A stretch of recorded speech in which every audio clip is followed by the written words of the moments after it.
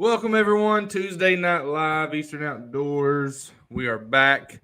We are getting ready for Thanksgiving, maybe a little more deer hunting, and hoping to hear from you guys. So let us know where you're watching from. I'm going to share this on my profile. These fellas can do the same. But if you're here, let us know where you're watching from. Let us know how deer season's going. Mike, Josh is here with us. Glad you fellas are on tonight. Evening, Heck yeah, fellas. man. Wouldn't miss it. Thank goodness the cats don't play tonight, so Michael is here with us. Yep. Mike, Yep. actually, I was looking at the schedule to see, okay, what nights is Mike not going to be there because he's got to watch Kentucky basketball. But I think we're good this weekend, next week, actually. Yeah, I think so. We don't have too many Tuesday games in the Once near SEC, future. well, you know what? Next Tuesday, Kentucky and Miami, 7:30. Ooh, that'll be a good game. Yeah, I'll be here.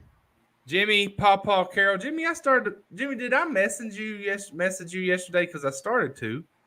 Because I saw a picture pop up that said it showed you and a deer, and I thought, I think that's last year or some year before. But I'm so glad you're here, Jim. And Jimmy, I think you were the first one again tonight, and I love it. What's up, Facebook user? Hello from Moorhead, Kentucky. Yeah, let us know where you're watching from. Some of you guys are regulars. You're here every week. Some of you are not. So let us know. What's up? And go dogs. You know, I'm not a Georgia hater. I don't hate Georgia. I accept that they are probably always going to be better than us in football. I do remember, like in the late '90s, when Georgia Kentucky had some really good games. Excuse me. So I'd like to see them get back to that. Basketball, they're never going to be better than us in basketball. So go dogs. I'm all for it. Yep. Let's see. Howdy, Scott Butler. Scott Butler's on here, still complaining about not having a place to hunt. PK, what's up, my friend? I've spent the last 2 weekends at PK's house. I've eaten good, played with his kids. His wife is wonderful, and I've really enjoyed it. It's been a lot of fun. Not that it needed it, but I knew from the day we met PK at deer camp that he was a great guy, and he just continues to confirm that he's a great guy. Oh, man. Yep. And then his brother-in-law, Frankie, is great. It's just been a great time out there. James Evans says, hey, Brent Lemon's here. Somebody from Pineville, Kentucky. Is that Kyle Sands, maybe? No, he's not in Pineville now. Richmond, Kentucky, Harlan County, Kentucky. That's where I'm going to be headed tomorrow. Started to go today in the stupid – man, we've talked about this. I'm just not a fan of pets. I love animals. I love deer, turkey, bear, elk, all the animals we have in Kentucky. I don't like cats, but we have a cat here, and she likes to stay in the laundry room. And I went in the laundry room to do some laundry for my girls today. And one of the girls, there was blood on their shirt. And I was like, Ellis, did you get blood on this shirt? And I realized it's from the stupid cat. Oh, geez. So I'm not inhumane. I wanted to take care of her. So I took her to the vet after about an hour of trying to get her in a crate. I thought it was something serious, but where she sits in that dang laundry room all day, she had 2 sores on her back paws that had just kind of scabbed over, and they were bleeding. So she's fine, but it put me going to Harlan. But it worked out because if I hadn't seen that blood and I would have went to Harlan, I wouldn't have been on the show tonight. I hadn't even thought about that. Yeah. So, hey, Josh, whatever happened to the buck with a G2 sticker you were wanting bad? Go ahead, Josh. Well, we don't know. Hopefully he's still out there. So, rifle season opened up last Saturday, hunted all day, seen some deer movement. And then Sunday, man, I got in there and seen deer all morning long. When I was actually walking in the dark, there's literally a scrape. It's the freshest scrape on my property. It's almost in the field where I walk in. As soon as you go into the woods, it's super fresh. I jumped a deer there. I heard it grunt, so I knew it was a buck. And I scared like 5 deer going in that morning, climbed my saddle, and, dude, it was literally game on from then. It was deer nonstop. And I think, if I remember correctly, I've hunted a lot, so I got to keep my stories together. Pretty sure I grunted. And about 10 minutes later, out of the corner of my eye, like 100 yards, it's a little over 100, I see a doe and then above her, I can see another body move, and I could tell just by the body. I couldn't see its head. I knew it was a buck. So didn't have my binos. I don't take my binoculars when I'm gun hunting. No reason to, in my opinion, because I can use my scope.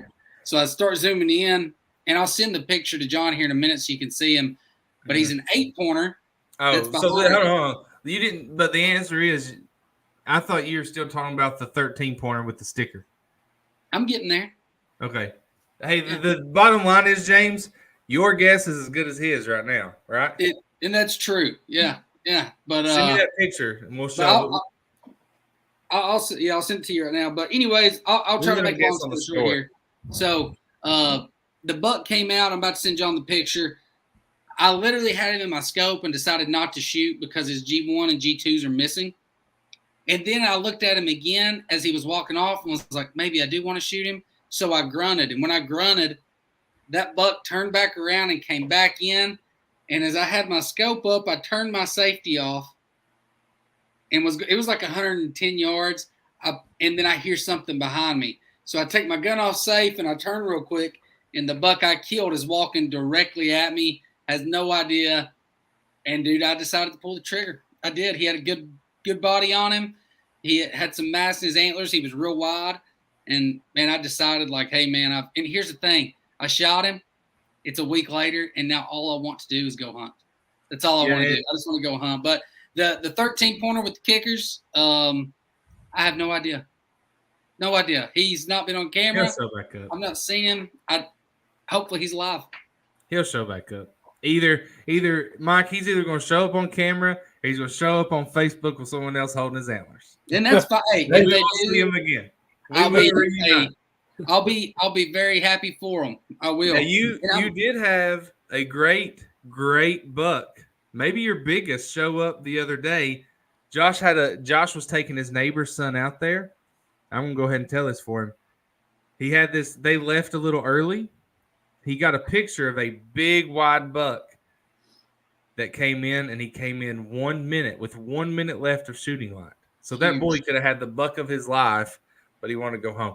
What's up, Rob? Rob, I don't know how to say your name. Senate? Is that how you say it, Mike? What would you say? Joe, your name is going up. Senat, maybe? Senat? Senate? So, John, I just sent you a video of the one that was in there when I shot. I just want to know if people would have shot him because I was literally this close at 100 yards. Here's what we'll do. I sent you 2 pictures of the big guy. Here's what we'll do. If you have pictures for us to show, whether you want to say, how old is this deer? What do you think this deer would score? Would you shoot? Is this a shooter or not? Send them to me. You can see. Let's see. You can't see my name right now. There's my name. Add me on Facebook. Send them to me. At the end of the show, like the last 20 minutes, we'll start showing pictures of bucks, right?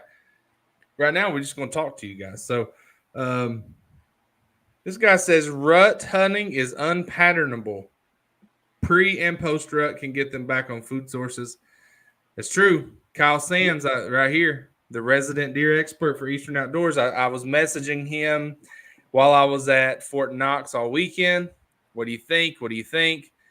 He's like, his answer was simple. During the rut, all bets are off. Because I saw a big buck, I would say 140 class minimum, chasing a doe in an area on Fort Knox. And I asked Kyle, do you think if I sit there, do you think he'll come back? Do you think this? Well, all bets are off. Who knows? So we'll see. Guess what? Next day, didn't see him. So, and I did sit there. Paul Priest is the guy I met at Fort Knox. Good dude. If you have Netflix, Paul is actually on the reality show Outlast. It's a survival show. Oh, that's and cool. Paul, I didn't tell you this, but I did watch the whole first season.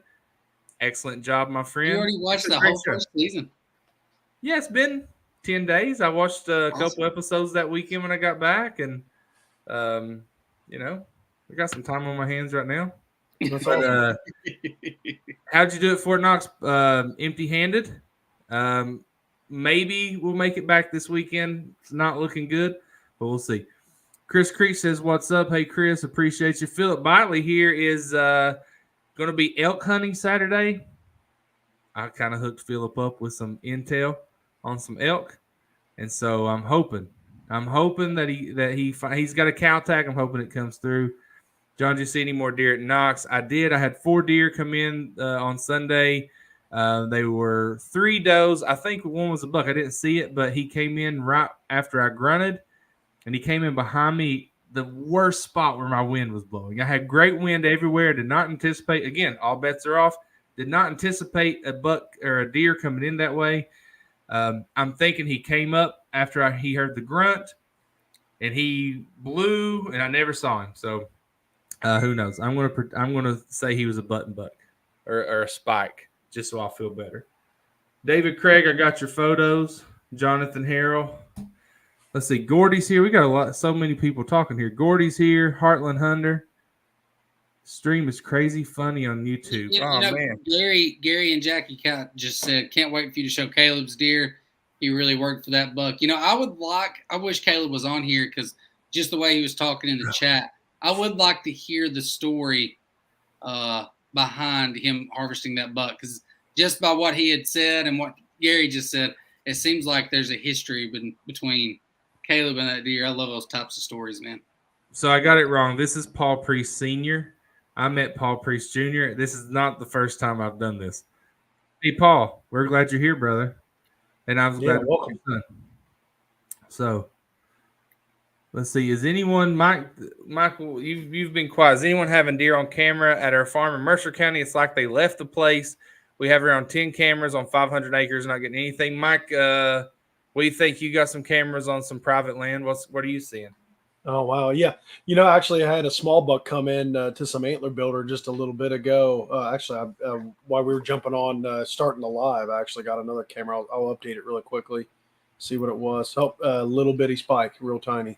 But so I had two bucks within the last hour. I had like a little 4 or 5 pointer, maybe 6 pointer, and then a spike, and then a doe came in before that. So to be honest with you, nighttime activity, not getting a lot of daytime activity on my cell cam.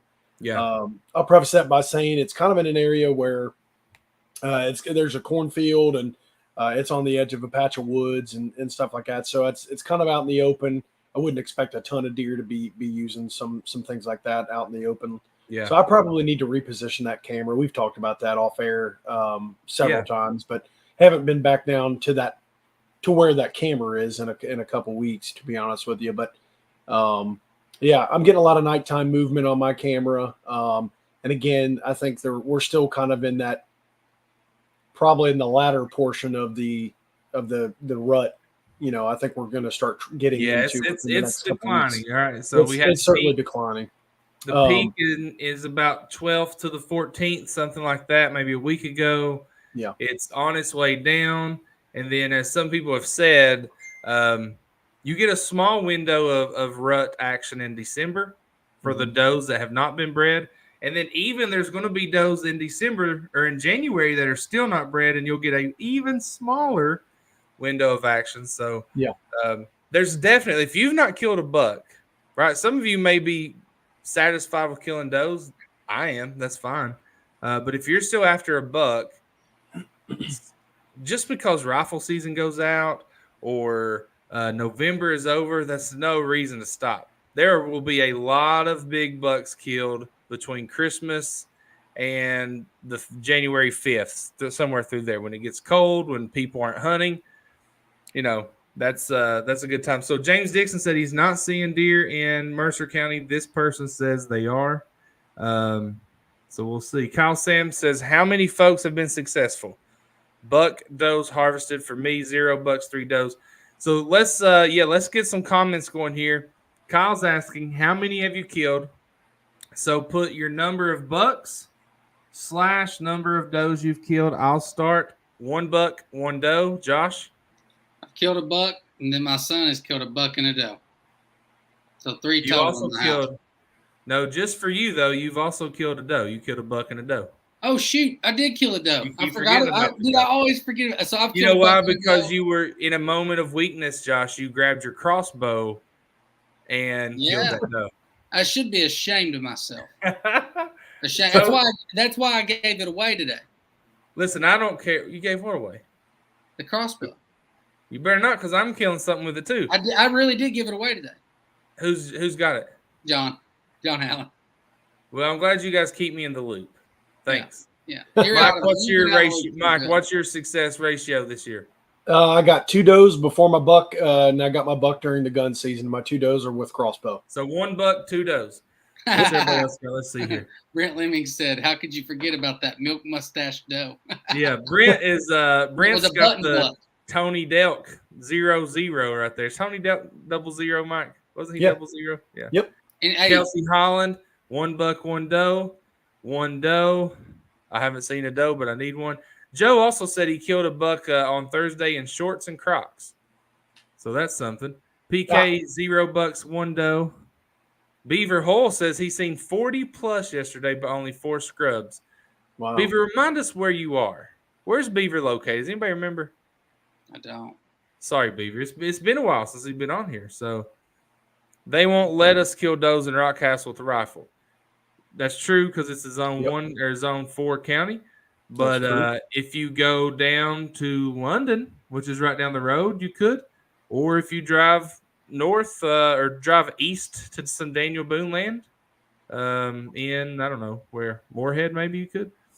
James Dixon, 1 buck, 0 does. His son has 1 buck, 0 does. How could you forget it? Oh, sorry. You already said that. And it wasn't a doe. It was a button buck. Oh, it was a button buck. Yeah, so 2 bucks. Yeah, it was a button. 1. Yeah, 2 males, 1 female, we'll say. One antlerless. No So visible my house has antlerless. been 1 antlerless male, 2 bucks, 1 doe. Michael Ramsey, 1 buck, 2 does. This guy has 1 buck. Oh yeah, this guy said the Great Slaughter at Peabody. Well, we had our deer camp at Peabody. For anyone who doesn't know, it's a wonderful time. Anyone who was there, here's the thing: that's their second year, and their first year. Everyone that came the first year showed back up the second year, which I think is a mark of success. That's cool. And deer hunting is just a bonus. We hang out, we have fun, we shoot our bows, we eat good food, we make fun of each other. It's a great time, right? Hunting is a bonus. And so we killed in camp 3 does, 2 does, 1 button buck. We thought it was a doe, of course, Josh did. And, people didn't like that they were small. People didn't like that it was killed with a crossbow. And guess what? We didn't lose any sleep. We're good. So, and we killed them at Peabody. People also didn't like that we did it at Peabody, and we said we did it at Peabody.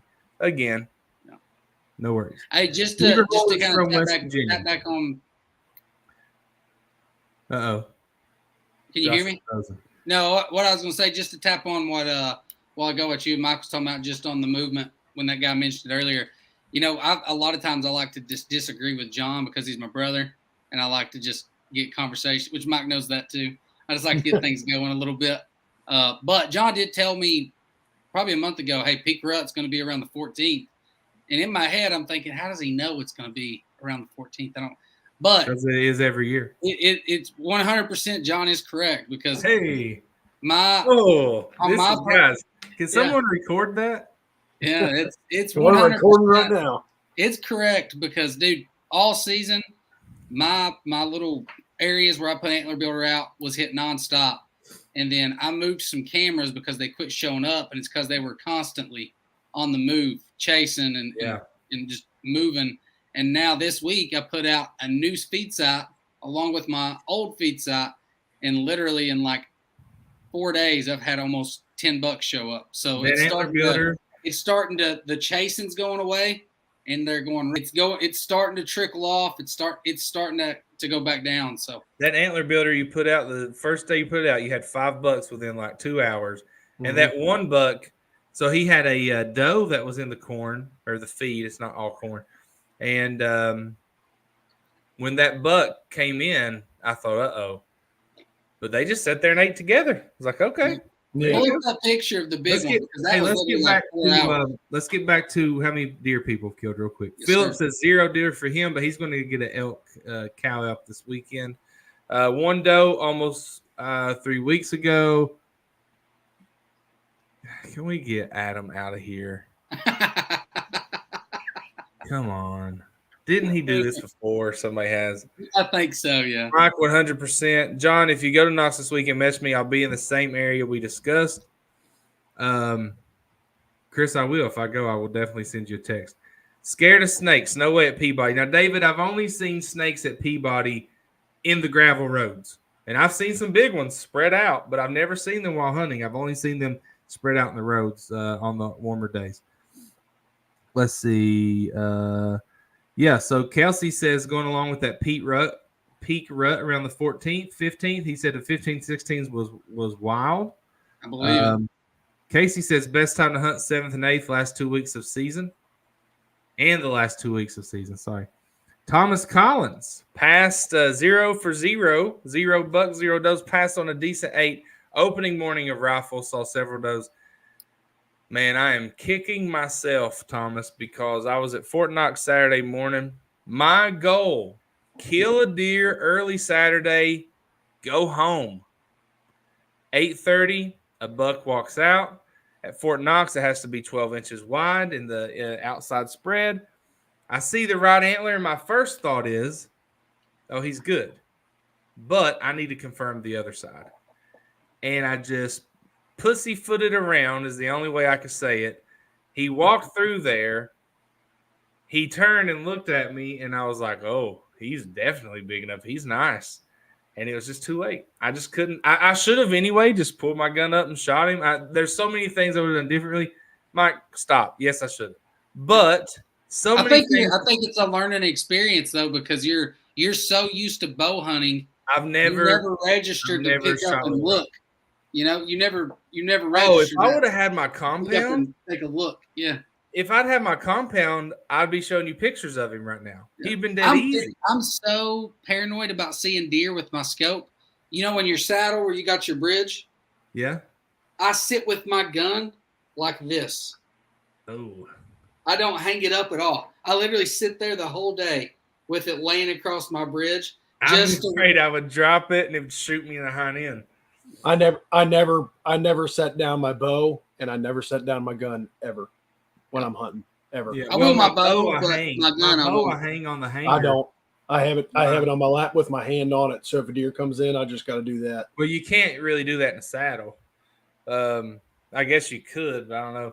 Kelsey Holland the gun stays in my lap the whole time. I should have picked it up as soon as she came in. But anyway, Kyle Sam says, when I was at Kentucky Fish and Wildlife, I had a map depicting the peak rut for each region that was based off conception dates, which is derived from the measurements of fetuses. If I remember correctly, the 15th through 17th was peak.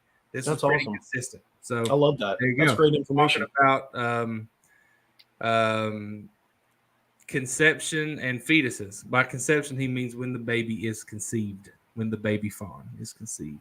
Kelsey said, Fort Knox is statewide tag now as well. Nope. So I have a statewide tag for a buck I filled on the very first day of season. And now I have an archery tag at Fort Knox and a gun tag at Fort Knox. So actually, you can get 2 bonus buck tags at Fort Knox. And if you've never done it, you should. It's fantastic. And we need more hunters out there. So our statewide, and he may be thinking about the quota hunts. So our statewide WMA quota hunts are now state tags. So those are not bonus deer, but Fort Knox is. It's a bonus hunt. Yeah. Let's see. Anthony says I passed an 8 opening day in the evening and just took a video of him and I regretted it. But a deer that disappeared 3 weeks ago is back on camera the last 3 days. And I'm not regretting passing up the other so much. Well, so I had the last weekend to gun hunt at Knox. I also have this weekend to gun hunt. Don't know if I'm going to get to go this weekend, but I knew that, if you see a deer that's legal out there, you should probably just take it. Unless you've done a lot of scouting, there's more deer in there. But I haven't. I've only been 2 weekends. So I am going to go back with my archery tag probably New Year's Eve weekend, which I think is going to be an excellent weekend to get out there and hopefully kill one with my bow. Yeah. Let's do deer camp at Knox next year. Hey, I'm down. Let me just tell you, while I was at Knox, I had a conversation with a gentleman who thinks I'm ruining Fort Knox because we talk about it. I did remind that gentleman that Fort Knox is 108,000 acres. I have talked to many people that hunt Fort Knox, and the guys that have hunted there the longest, you know what they've told me? The pressure on Fort Knox is much less than it used to be. That it used to be much worse. However, they won't even let me in the Fort Knox group, the Facebook group. They will not accept me in that group. I've tried at least 7 times to join the group. They won't let me in. I have people in that group that are saying that because we talk about it on this show, we're ruining Fort Knox. But I have the people that have hunted there the longest tell me, you're not. It's much They less denied me pressure. too, man. They won't let me in. I had another guy tell me, you know what? We actually need more people hunting at Fort Knox because that's when the deer move the best. So anyway, it's just I don't care. Knox, I I don't might think make, we you know could. what? I I might don't make think my we own could Fort Knox do. group. If I made I my don't own think Fort we Knox could. group, would you guys join it? Yeah. So, and just to clarify, that's not like Fort Knox people running that group. That's just No. people I that don't care hunt if it Fort is, Mike. Knox. I'm just I think making it's it clear Joe for Biden. I'm just making it clear Commander-in-Chief. for people listening that it's not actual Fort Knox, like an actual Fort Knox. It's an Yeah, unofficial it says thing. unofficial. Right. Unofficial. Yeah. I'm Jonathan sure Harrell they're- says make a fake account. Jonathan, I've thought about it. He's not past it. Thought about it. So real quick, and I'll try to make this really fast. But James Dixon said, "How do you get Fort Knox tagged?" So it's a pretty lengthy process. Once you're taken care of, it's not a big deal. It's but easy though. It's if as long as you follow the directions, it can be a little Easy. confusing if you've never done it before. But essentially, what you have to do is you have to go print off a form. It's called a private firearms permit. It's a weapons form. You put on the firearm that you're going to be using for the hunt. You get the serial number, the model number, all that good stuff written on there. You put some of your personal information on there. You mail it to the Chaffee Gate, which is down there. It's one of the main gates down at Fort Knox. You have to wait 7 to 10 business days. You have to physically drive down to the Chaffee Gate from wherever you're from. You have to physically, they won't mail it back. So you have to physically drive there, pick up that weapons permit. And then while you're there, you can also get a base permit, drive onto the base to the hunt control office, show them your firearms permit. And once that firearms permit is completed, they activate your iSportsman's account, which you have to create. That is what you do, Josh. I promise you. That's what I just did. I'm not disagreeing at all. I just think it's bull crap because Fort Campbell, you can literally email them your permit and they email it back to you. So I think it's wild. You can email them your permit. You get the paperwork, you fill it out, you email it to the front gate. The front gate will approve it, and then they email it back to you. Yeah, so what you have to do at Knox is you know what? I bet it's different for soldiers and civilians. Yeah. Well, here's the deal. Yeah. We could tell you everything you need to know. You're not going to remember it. No. So the best thing to do is to get on there, create your iSportsman's account, reach out to them. They will tell you everything you need to do. Talk to someone who's already done it.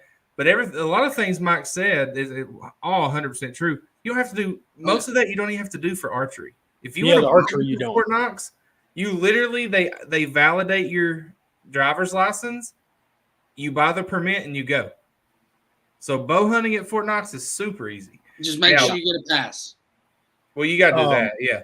But they'll tell you all that. If you want to do it, just email them. Email me or send me your Michael message. Will help you.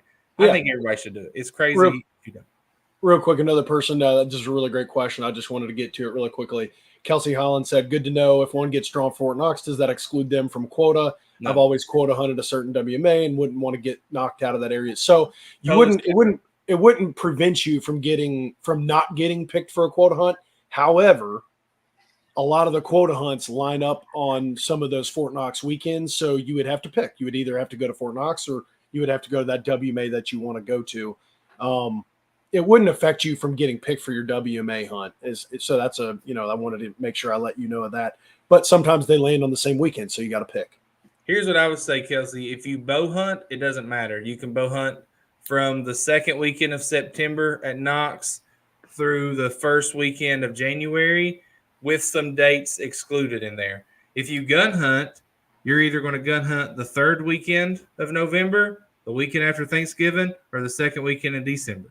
You only get 3 weekends. So I think you should probably a good chance you can do all three if you're doing that early quota hunt for Kentucky. But anyway, it's easy. It's very easy, and everyone should do it at least once because it's a very awesome place out there. Jonathan says, shoot, I'll check it out. That's all I do is bow hunt. It's been on my mind lately to hunt it or at least try. You should, Jonathan, especially if you live close. I live 90 minutes away, and I've driven farther than that to hunt. Heck, I've driven 4.5 hours just to fish with Josh all day and then drive 4.5 back home. That's harder than bow hunting for 6 hours or whatever. Oh, here's a question about Knox. What about crossbow hunting? You have to have a medical exemption to hunt Fort Knox or to crossbow hunt. Yep. However, if you have a medical exemption, not only can you crossbow hunt, you can also use your ATV. So it gives you the crossbow and the ATV. So that's kind of cool. Yeah. Especially if you harvest one and you have to go far to get it. Who knows? Oh, yeah. See, I didn't know that either, John. And I mostly bow hunt. Then, Kelsey, it's right up your alley, brother. And you know what? What do you think about a public land camp at Fort Knox? Here's what we can do. Fort Knox is 15, 20 minutes away from Otter Creek, which is a WMA. We could camp at Otter Creek. And those who wanted to – and Otter Creek's kind of like Peabody. You have to have a permit. Otter Creek that wants if you want to – we stay at Otter Creek. If you want to hunt Fort Knox, you can. If you want to hunt Otter Creek, you can. Excellent hunting both. That's a good idea, I think. I listen. I'm going to be honest with you. I love Peabody. I love the campsite. I love. Yeah, no, we can mix it up. This will allow people that don't want to drive all the way to Peabody to show up. Right. Yeah. Doug Clayton said, "Killed my first deer at BG." Boy. Caleb's with me. Caleb, what? I said Caleb's with me. He said no. I love Peabody. Caleb, you can go, bro. No one's stopping you. Gary, Peabody. Woo! Hey, I'm not going to lie, though. I literally was just talking to John and Mike about this. I've learned so much. Like, I know a lot of people say, private. No, they do not. Private land, there's not a lot of skill in it, hunting over bait or whatever. But, man, I learned a lot about deer hunting this year, and it is just – dude, the fire in me to go hunt public land is like, dude, I want to go so bad. So I was talking to them to go into like maybe Arkansas or Missouri next year, but I think just the change of scenery going up to Fort Knox, I think that's what I'm going to do next year with John. You could hunt Fort Knox for 5 years and still not. Yeah. You still have so many. That's why when people say don't talk about it, I think it's ridiculous. Hey, Edwin, hold on. Edwin, we know it's not Post-Rut yet, but we're prepping for it, so we're talking about it. Oh, hold on. Someone had a comment here. Yeah, we're not far from it. That's for sure. We're gonna close. Yeah. Something another thing I wanted to talk about, Josh, which is really cool. The property that you're hunting right now, it is private land, and it's a pocket of woods that's surrounded by fields and different things. So you have deer naturally visiting that pocket, and it's usually a large clump of deer. Right. So you're seeing a lot of deer, and you've got multiple cameras out on that property. So when all those deer are sucked into that patch of woods, you're seeing a crap ton of them on your cameras. You're just seeing a crap ton. I know. And what's cool is and that's why, along with what Kyle was sharing about, his studies and research on the rut, you were sharing all of your pictures leading into, early November and then leading into gun season. Deer, we were seeing bucks coming to the antler builder, all kinds of stuff. Right. Then for that period of time, you stopped seeing deer because you kept saying, man, no deer coming to the antler builder. Just stopped. You stopped for about 5 days, didn't you? Yep. And then all of a sudden, boom, just in the last couple days, all of a sudden these bucks are showing up, does are showing up. So I think you really have captured with your camera, you've captured exactly what has happened throughout the build up before peak rut, and then what happened during peak rut, which is they stopped coming to your antler builder, and now they've trickled back into using it some. It literally shows that my camera is the whole the way you're explaining it. It's the whole process. Yeah. I've never seen it like that. This is the first time. Like that's what I'm saying. Like with private land this year, it's given me the opportunity to really study. I know every place is different, but how the deer behave, and just seeing them in person, like how they behave, because like a new hunter isn't like how deer, they'll like see you, but they don't know what you are, and they'll do the whole head nod, and then they'll like just their whole behavior in general and how they act. It's been game changing, dude. Game changing. Yeah, that's really good stuff. You can learn a lot from that. Greg here says, what's the best way to kill your deer now? So he means like right now, this time of year, peak rut, we said was a week ago. By the time we do the show next week, it's going to be November 28th, and it's going to be fading fast by then, right? We're going to be almost there. So when you're looking at the end of the rutting activity, going into that window post-rut, Mike, what do you think? Kyle Sams, if he's on here, it'd be great to chime in. Yeah. Honestly, it's a tough time of year. It's a tough time of year. Yeah, it can get extremely tough. And it's right now, I like to think of it as it's the trickle effect. At this point, you could still catch a doe here or there that's coming in because it's still early enough. You can catch right now. We're going down. Exactly. And but I think you could still see it and still experience that seeing a buck chasing or seeing a buck I've never seen one personally. I've been hunting for years and I've still never witnessed one actually breeding or doing any of that behavior, but you can still see that stuff going on, and you can still see bucks, cruising a little bit, still up on their feet looking around. And you can, I would say if you've got all day, sit. If it's even if it's this nasty weather. I saw somebody earlier say, I think it was Anthony Jones, said a friend of his wasn't going to hunt because it was going to be rainy and nasty today, but his camera was going off. So he told his buddy, hey, you better get out there. My cameras are busy. Yeah. And his buddy got out and killed a dandy. It looks like he shot it at 12:55 is from what I'm looking at. But so I mean, even if it's raining, if it's nasty, get out there, try to find a way to stay dry and warm and wait him out, hunt all day, get into some thickets or some transitional areas where a buck might try to come in and look for a doe, or find some trails in and out of some thick, nasty stuff that lead into either bedding or to food, and give it an all day sit. You never know. Let me ask you this, Mike, about where we're starting to. I mean, obviously the rut's still going on, but we're starting that transition, right? Like the post-rut transition. It's starting. It's about to happen. It's about to transition. So for people that are hunting this weekend, right? So when my son shot that buck, when he shot the doe first, the buck took off, and I was aggressively grunting, like trying to get that buck to stop so he could get a shot at him. And sure enough, as aggressive as I was being, dude, he turned around and walked the same path as the doe he just shot. So like it was incredible to see. What would you say? And I'm asking not just for everybody else, but for me too.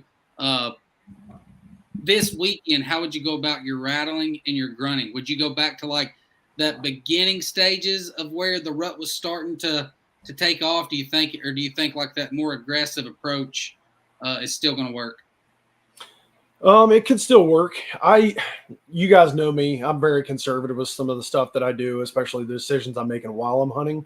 So I would probably pull back a little bit myself. Not to say that it wouldn't work. I have no idea, but you could give it a chance. And you never know. At this time of year, it doesn't hurt. You could be aggressive right outside of a thicket to see what happens and see if you can pull a buck out of a thicket. I will say, like, November 14th, I mean, we're a little after this now, but November 14th through the 17th, I've actually heard a buck snort wheeze during that span of time. I've heard that a couple times within those dates. We're not that far from that. So to be honest with you, I feel like you could probably still use some of those tactics, even if it was a little aggressive. But the further we go, bucks are going to start getting to the point where they're kind of run down. They're kind of beat up. They're not going to want to have that interaction anymore. So I would imagine, sooner rather than later, you might want to work on getting that in if you're in that repertoire, if you will. But the later it gets, I'd say the less I'd pull back. Do you think, since John was saying, and like, those few does that haven't been bred yet, do you think the route of estrus would probably work a little better than grunting? And Use scent to your advantage. I would say that would probably be you'll like I said, you probably have a little bit more timid bucks out there as far as wanting a confrontation because they've already been running, they've already been breeding some, they've already been ripping and tearing.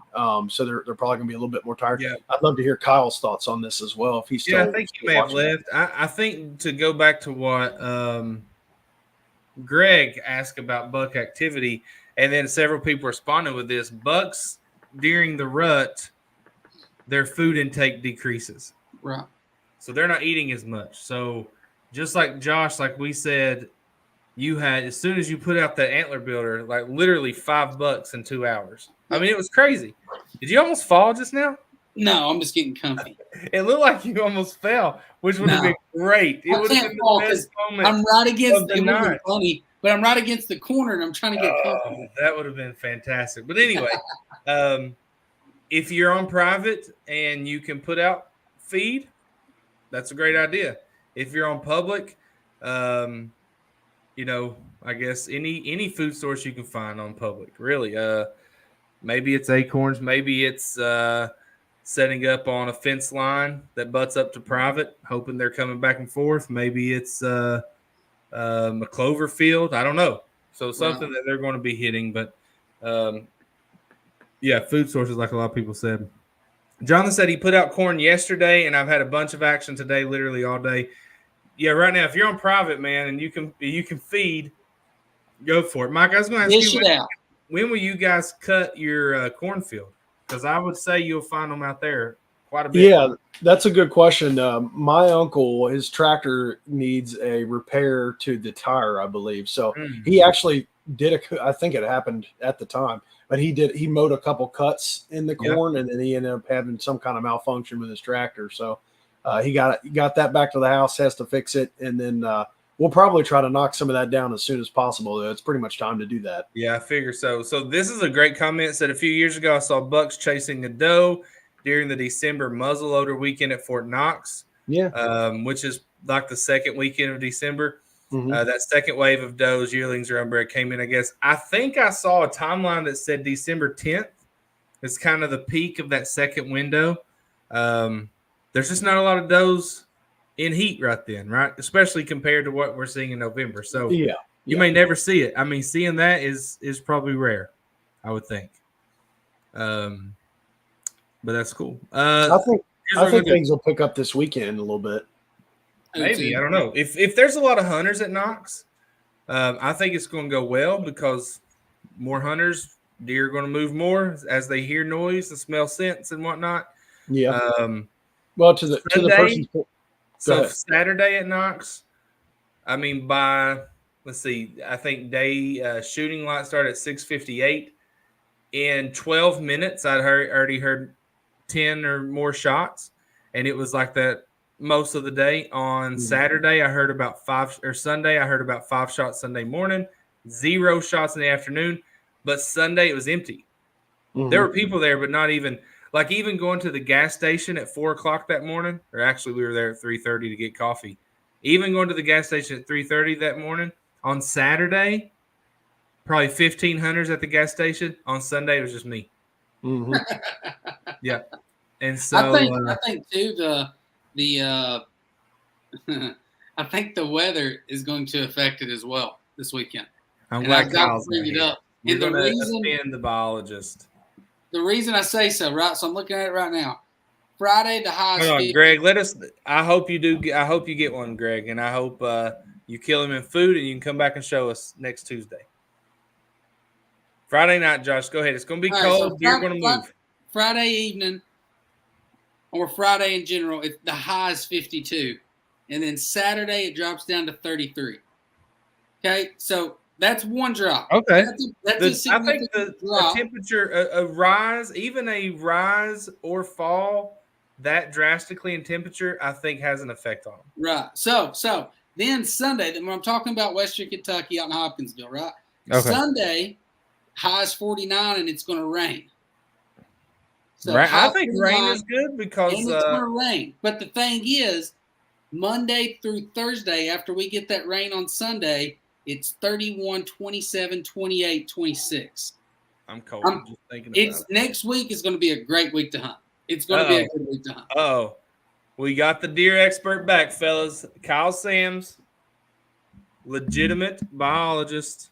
Josh wants to know if you're Jonathan Harrell says, Josh, you from Hawkinsville? He lives in Hawkinsville. I live there. I'm from Harlan, Kentucky. All right, let's hear what Kyle says. Regardless of what rut is doing, does are the anchor if they are still in estrus. Late season, food source is key.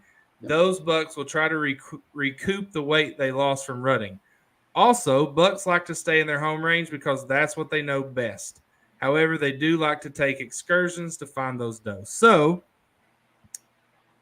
all bets could be off. Right there. Find a food source. Here's what you'll hear people say. I think John Allen said this in our group text. Hunt does. Hunt does right now. If you hunt does, you might find one. Bucks coming in, cruising, trying to find one in heat. Yeah, so hunt does. Yep. I'm trying to hunt does because I just like to kill a couple.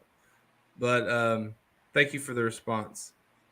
Kelsey said, I feel like I said it. Kelsey, here's the thing. You can say the same thing Kyle says, and Kyle just knows how to say it. Right? He just has the deer talk down. The true biologist.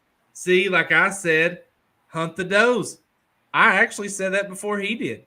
So who's copying who? I don't know. Yeah, but you're copying John Allen. So. No, actually, I saw it. I saw it on in an article before John Allen said it. So yeah. Anyway, guys, look, deer hunting has been the same for a very long time, and none of us have it mastered. We can all get better, and that's what. And it's freaking fun, dude. It is so much fun. I want to have the fever until September of next year. Do you know what I think the first key to being a good deer hunter is? Do you know what I really think? Is to block out all the noise. When you have people saying, well, it's not this, and you're not doing that, and you need to do this, they just go hunt. I mean, listen to people who's like maybe a mentor, who you can trust, who you believe in, who's been there, who know you. But people who don't even know you but want to do this, who cares about them? Guys, for the first time in the history of our life, I'm going to agree with John twice in one night. I'm his guys. I'm really his idol. When I was younger, I'll admit you were. It's why I loved all the sports that I loved in the team. So I'll say that. But anyways, what was we talking about? Let's just keep going. Here's what I want to do. When you think of it, you can come back. But I want to do this because we only got 10 minutes, and my phone has blown up from people sending me pictures. Here's what I'm gonna do. I'm gonna pull up some pictures people have sent. Josh is going to try to rattle his peanut brain to remember what he was going to say. I want everyone in the comments. We got like 50 people watching. What is your favorite Thanksgiving dish? Woo! 2 days is Thanksgiving. We can't have this episode without talking about food and Thanksgiving. What's your favorite Thanksgiving dish? Put it in the comments. Let us know. And I'll be pulling up some pictures of deer while we do that. Mike, you start. I remembered. Mike, you start here. Don't let Thanksgiving Josh food. Favorite Thanksgiving dish, and you can't say turkey. I mean, come on. Yeah, I won't say turkey. I'm gonna go with the seven cheese mac and cheese that we make. It's got 7 different cheeses in it. 7? Kind of mirrors what cheeses. It's kind of what it sort of mirrors what Jeff Ruby does at his restaurant. You're a Jeff Ruby freak. I am a Jeff Ruby freak because that place is amazing. All right, Josh, what's yours? Favorite? I think I know yours. Can I guess? There's only one answer to this question. Can I guess?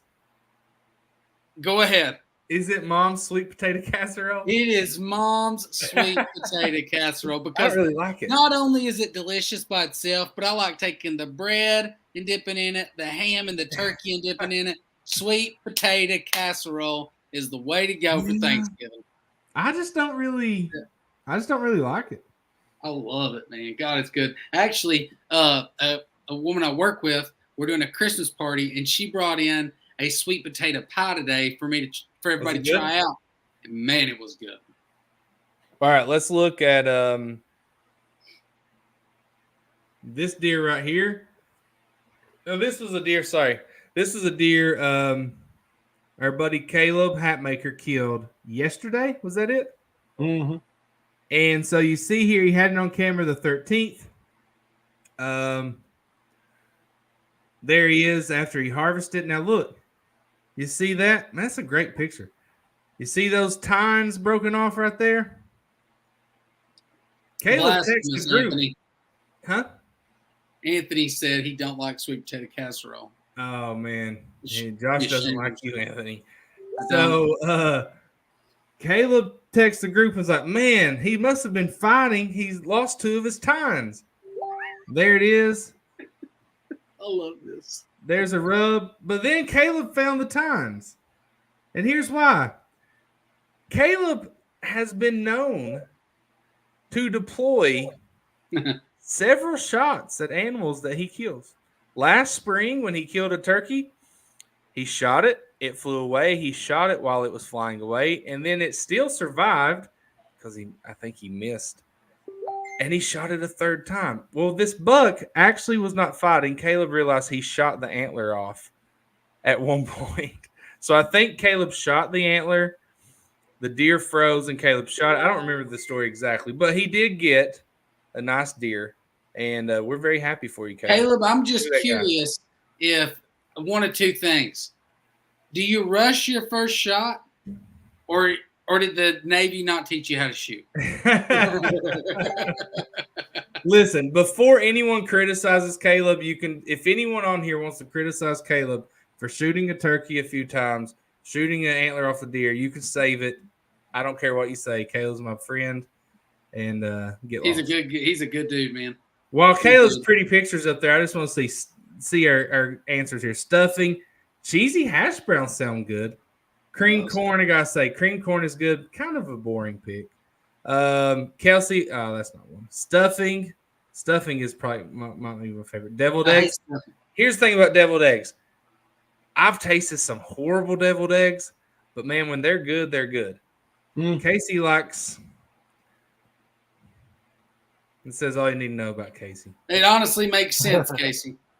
A lot of things make sense now after hearing that. Yeah. Caleb likes green bean casserole. That's disgusting. Sweet potato casserole from Thomas. Woo! Broccoli cheese casserole. Now I like that. Oyster casserole. Dressing. Me and Doug on the same page here. Smoked turkey and smoked backstrap. Of course, deer. Sweet potatoes. We'll stop there. We'll get to the others in just a second. Let's do Mike. Have you been sending me a ton of pictures? I've sent you just a couple. I sent you a video that somebody shared, and then our buddy Joe got a nice buck last week, and he shared that with me, so I was sharing it with you. I've got 1,000 here. Let's see. I'm trying to go in order. So Caleb, are you saying that the first round was it just a bad charge? So Caleb said I rushed the first shot because it didn't go off, so I had to rack another, and by then he was staring right at me. So definitely a quick shot, but got double lunged. That makes sense. Hey, oh wow, that's crazy, man. This is Kelsey Holland. That's he got him a nice buck here. Nice beard too, Kelsey. Wow, yeah, nice. That's a good one. Very See, nice Kelsey, buck. you killed a good one, and now you could have had 2 more at Knox. And guess what, Kelsey? You can still archery hunt there if you want. You can still do that. Yep. Which would be awesome. Here's a good side view. Kelsey didn't have anybody to help him take pictures. He set his phone up in the grass. That's what I'll be doing. It went well. I did the same thing with pop-up. Look at that picture. That's a good mass on that. I'd take that all day, bro. Oh yeah, all day long. Absolutely. All right, more sweet potatoes. Sweet potato pie. My wife makes the best. Can I just say, Gary outkicked his coverage with his wife. Gary's a great guy.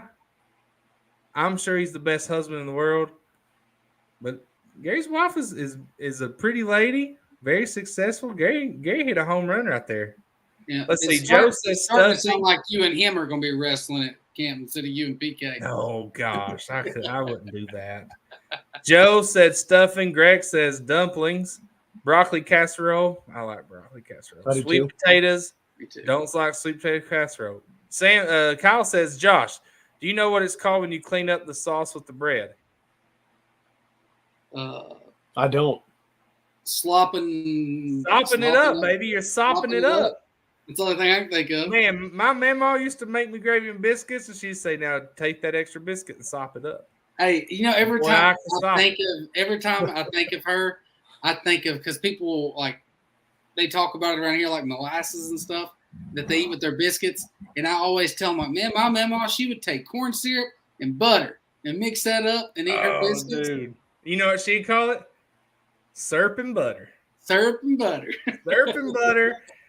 Take some Cairo corn syrup, mix it with butter. She was the best, man. I might do that. I don't have any Cairo. Is it Cairo or Cairo? Cairo. Yeah, she'd say, "You want some syrup and butter with some palm bread?" I'd say, "Yes, ma'am, I would." Sopping it up. Man, Mike, you still have my pictures? Yes. Let's see here. Where's the dressing from this Facebook user? And then Caleb starts talking. I've never been a fan of stuffing, or I just have never liked it. Yeah, I like it. It's my favorite. Dressing, stuffing. I like it in the turkey. Right? That's when it's the best, I think. Let's see what else we got. Oh man, we should have let people guess on the size of Kelsey's deer. We'll do that next time.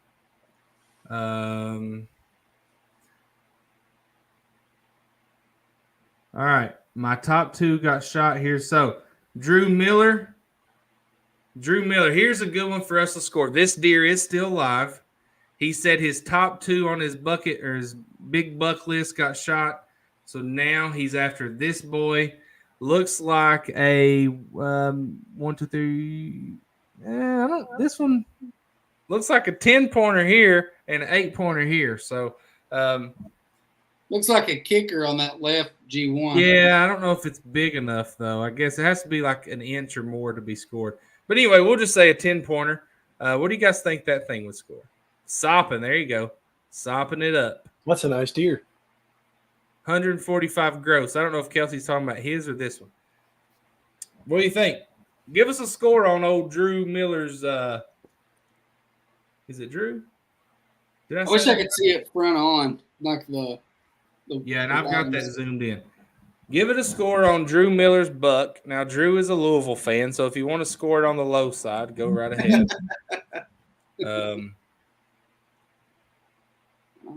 Hope to be out of therapy by Friday and the blind on Saturday, back brace and all. All right, so Mitch, I was like, what is this guy? I know this name. So let's talk about Mitch for a second. Mitch is in the comments. I want everybody to listen. Mitch is a saddle hunter, like me and Josh. I saw Mitch's video on TikTok last week. He climbed in a saddle, and then the next thing he knows is he had to crawl 25 hours on his hands and knees to get back to his truck. His parents, wow. I think he told me, I'd have to look at our messages. His parents didn't know where he was, so they came looking for him. They think maybe his Prusik knot came loose on his saddle, but he doesn't remember. He doesn't know what happened. Hurt his back. And let me pull up the thing. But he says he's going to be out. Listen, it is a miracle that Mitch is alive. So thank God that Mitch is still with us. I asked him if he wanted to come on the show, and he said, of course, after he heals up. You know, I didn't want him to come on from the hospital. But, yeah, he says there, he was on his stomach, crawled 25 hours. Uh-oh, my light went off. His parents found him, and let's see. Yeah, broke. I thought he sent me a message on what he broke. But anyway, knot did come untied. Broke 12 vertebrae? L2? Or is that like or L2? L2? Yeah, I couldn't tell because of the thing. And his left wrist. So he's in a back brace. And crazy. But he did everything right, L2. He did everything right. It was just an equipment failure. And Josh and I have talked. Hey, I'll say, man, I'm super glad that you are okay. But my question for you is, Mitch, are you going to get back in the saddle? Yeah, that's what I'm wondering. He said in the blind this weekend. He won't be anytime soon. But, you know, Josh and I have talked because I don't trust equipment either. You know why I don't trust equipment? Because somebody just like me made it. But Josh has been taught in the Army, trust your equipment. It makes me a little hesitant, Mitch. I gotta and say, that's honestly what I was about to say. Because when you jump out of a plane, somebody else is packing your parachute for you, whew, and you have to trust it. So, and here's the thing: is if you don't know the guys from Tethered, the main guy he was in the Army, yeah, and it is very what's the word I'm looking for? quality. It's very like military quality, I guess. I don't know, like It's mimicked. It imitates military gear. yeah, and I can tell you right now that of course I tested it at like 3 feet, but once I got in and got comfortable, I 100%. I like accidents happen, guys. They do. It and I hate that happen, but I do. I trust it. I do. Now he was running a tethered saddle. Was he? He was a tethered. Told me that. And now here's the deal.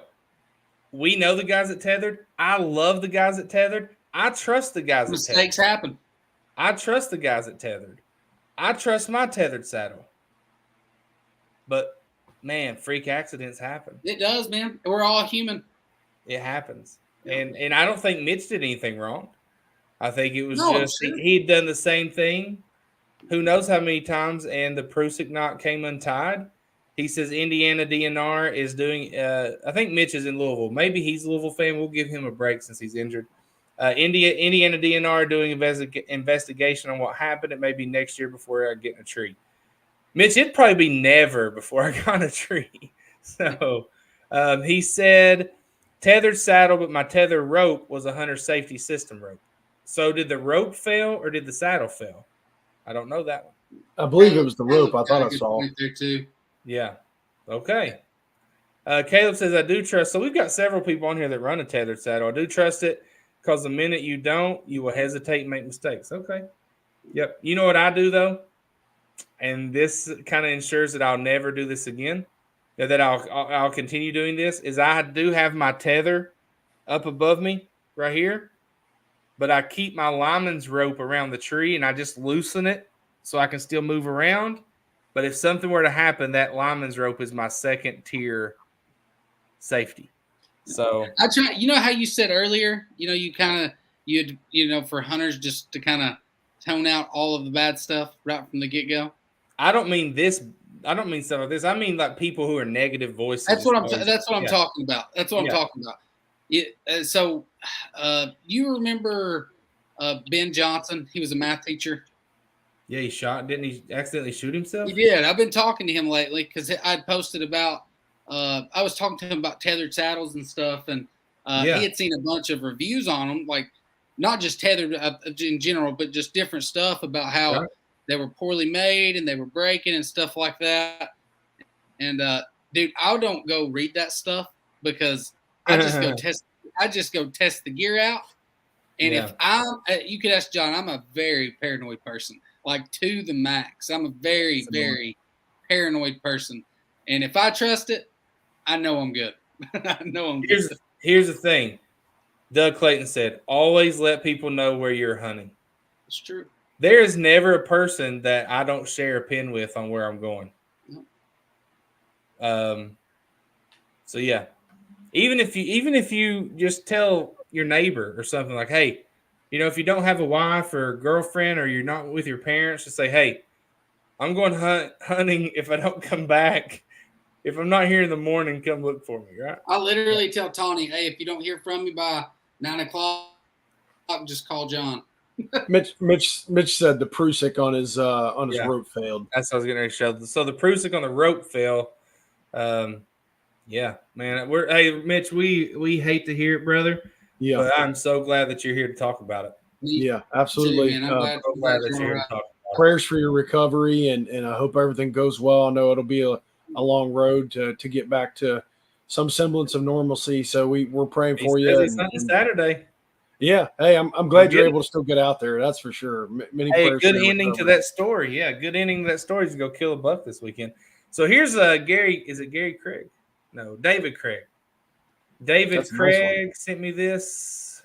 And if you remember, David had a massive buck on camera in Ohio.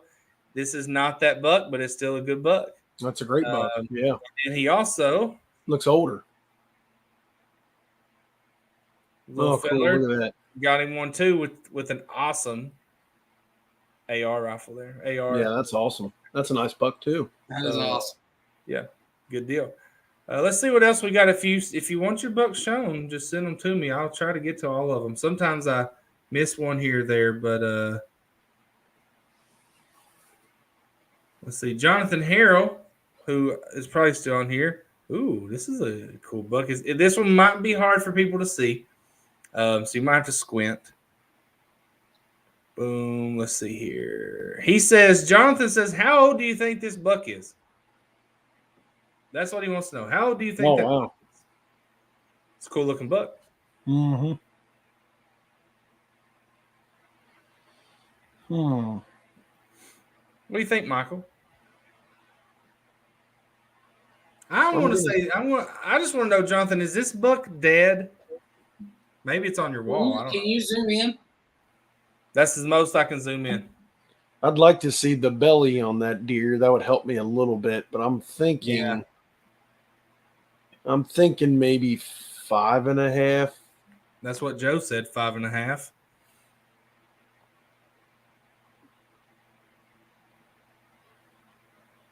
Four and a half right here, Amber says.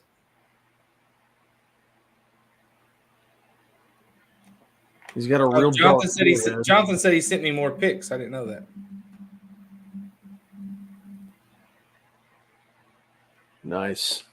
Can you see that? Yeah. That's the same buck, right? Yeah, looks like it. Oh, that's a great buck, man. Look at that. That's a good picture. Yeah, real dark forehead. Yeah. Great mass. What do you guys think? What do you guys think what that buck will score? John, did you have it scored? Huh? Oh, you're talking to. Yeah, you're not paying attention anymore, Josh. Because I've got deer in my camera, I'm looking. He looks to be up in the upper 130s, maybe low 140s. I don't know what role mass plays in that. It plays some. Yeah, it definitely plays some for sure. Justin says, didn't that deer get harvested today? Thought I saw it on Facebook. No, Justin, this was 2 years ago. 2 years ago. So that's a nice deer. I'd love a deer like that. That's a nice one. Well, I bet you would, Michael. I would. Everybody would. Let's see here. Looks like Ricky Jolly, maybe, or I don't know. I don't have any more in there. Drew Miller has a second angle of that buck that we looked at earlier. He actually looks bigger in this one. This buck has to be up there where you are, Michael. Oh, yeah. That's a really nice buck, man. Yeah. That's a really nice buck. It's a good one. How do you think that is, Mike? 4.5 ish. Yeah, if not a little bit more than that. Yeah, that deer has a real big, thick face, big forehead. Ears look small. Yeah. Belly's a little bit droopy. Shoulder muscles are pretty defined. I'd say he's probably a little older than 4.5. That's just my opinion. Casey says, John, when are we doing a duck camp? Casey, I'm actually going to a duck camp. I camp with my buddy Hurley. He's got tags to go to Ballard, WMA, to duck hunt December, 7th and 8th or something like that. I'm going out there to duck hunt in Paducah or near Paducah, then leaving that Friday, driving like 7 hours to Harlan to meet Mike and John Allen and whoever else wants to join us for bear camp. So it's going to be a crazy week. Wait, whoa. Did you just say you're going duck hunting in Paducah? Somewhere up there. I think it's Paducah, yeah. I live an hour and 15 minutes from Paducah. Why wasn't I invited? Because it's not my tags and they don't have an extra one. I told you about this months ago. All right. Okay. Sorry, you got no people. That's Let's see. Look at them. Look at them other pics. Once you're off here, if you want, look how massive he was. Well, heck, we'll just look right now, Jonathan. I thought I looked at them all. Let's see. Also, when you get done bringing his up, bring up that one I sent you earlier. I want to see what people think he would score. Okay. People are starting to leave. It's getting quiet in here. So when I'm looking at these, you guys are going to have to pick it up. I'm sorry. I keep getting pictures on my camera. Well, if you're going to do that, just here. I'll take care of it. There. He can do it himself. Ha ha ha ha ha ha ha. You're so funny. Josh, looks like we're gonna have to drive separately. Yeah, if I'm not invited, Casey, I'm not going. If I'm not welcomed, I don't. If we had a tag, you could go, but it's not my tag. Whose I just tag got is invited. There's one picture, a little better. Yeah, it's a good buck. Look at that. Gosh. Ooh. Look at that kicker. You can't really see that from the other pictures. Look at that thing. Man, that's I hate cool. to have that butt coming at you. That thing's looking out. Good looking deer. All right. Bye, Gordy. See you, Gordy. Is Gordy leaving us? No, he's telling Josh he bye was, because he was you telling knocked me Josh back off. and kicked me out. All right. Josh said, Josh, where did you send it to me? I'll send it to you in our group chat on Messenger. Oh, I think I got a ton in there to go through. Yeah. see if you can just throw a couple up there just to kind of run through. So this one is Joe Carter in his shorts and Crocs and his orange. There you go. Joe killed a good one in his shorts and Crocs. That's a dandy. Yeah, that's a good deer. And then here's the thing. I got to be careful going through these pictures. I don't know what's all on here. Is that what you want me to show, Josh? That's the one. That's the one that I had in my scope. Look at him just munching before down. I turned around and shot the one that I did. Yeah. I told you like his G1, G2. There's the one. But that's the big boy that literally I put antler builder out at 12:30, and he was in the corn 1 minute before shooting light was. This is the one that was in there. Yeah, with 1 minute to go, he could have been killed. How old was that boy? He's 9. A 9-year-old could have taken that thing. Now, I think you mentioned, Josh, his brow tines are small. That's the only thing that gets to me. His brow tines aren't very big. Well, hopefully he'll make it until next September. There's a picture I sent you too. It should be right next to that one, a side view of him. Just how tall his. I mean, he's a beast, man. And I think, and you guys that are watching, tell me if you agree with this. If this buck makes it through the deer season and through the summer, something crazy doesn't happen.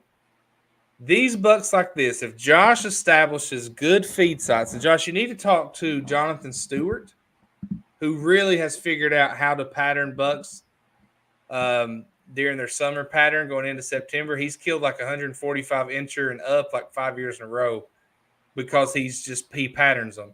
So that's the guy you need to talk to. But I think the best time to kill this buck is going to be opening weekend. It is. I know, dude. He's literally coming. So the way this is my new feed site. I just set this one up. Yeah. This is literally within 50 yards. He is coming out of a thicket. Like literally right from that thicket, dude. Is this the first time we've seen this one? Mm-hmm. I've seen him before. Okay, I thought so. I've seen him before. Yeah, we've seen him walking away once. One time. We saw him walking away. He was huge. No, that's a different buck. The one that was walking away is a different buck. This guy, he was in my corn once. This was early season, and then he has never been back until 3 days ago. Well, there you go. Oh, man, I forgot to show those others. Sorry. I've got Morgan Wallen. The girls and I, before I got on live, the girls and I were in their room. Ellis and I were karaoke singing Morgan Wallen, and Nora was ignoring us. So it's amazing. Okay, I don't know what that message said. Mike, what else was there something else for me to show in here? Frank Morrow sent me a video that I shared with you. I don't know if you can pull that up. I don't think this is it. So that's Hold on. That's something we just shared with one another. I know. That's why I'm trying to be careful. I don't know what's in here. Dude, are you kidding me? It was I right don't after see that video, Mike. Oh, really?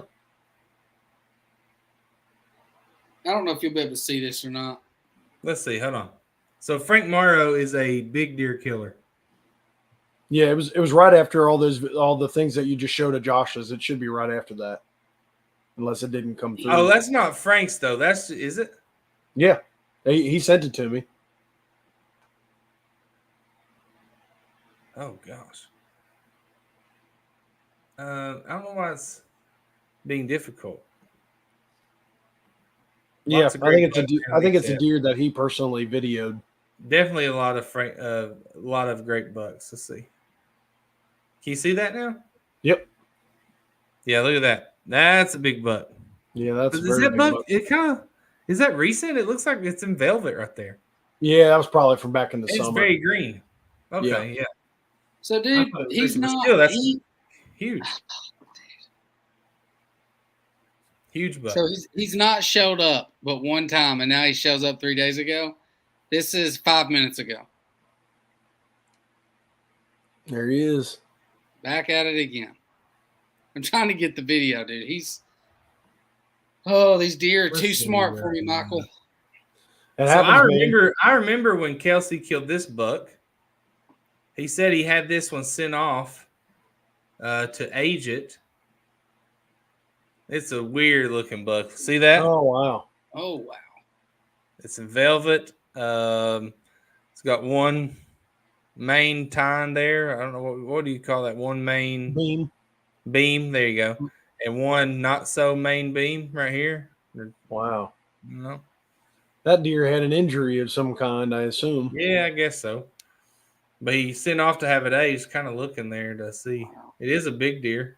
Yeah, that's a big bodied deer. Anytime you see a cool deer like that, let me ask you guys, if you see a deer like this, it catches you by surprise. Maybe you're out there, you have, you killed it on October 6th, and it was in velvet, testicles were fine, he said. So, I don't know.